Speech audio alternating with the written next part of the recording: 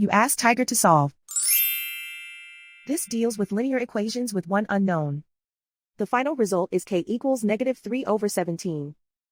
Let's solve it step by step. Simplify the expression. Break up the fraction. Group the coefficients. Find the lowest common denominator. Multiply the denominators. Multiply the numerators. Combine the fractions. Combine the numerators. Group all constants on the right side of the equation. Subtract 1/2 from both sides. Combine the fractions. Combine the numerators.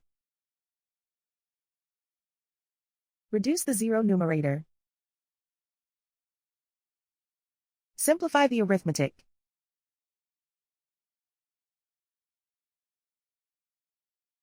Isolate the k. Multiply both sides by inverse fraction 6/17. Group like terms. Multiply the coefficients. Simplify the fraction.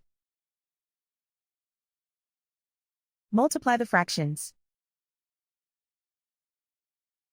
Simplify the arithmetic.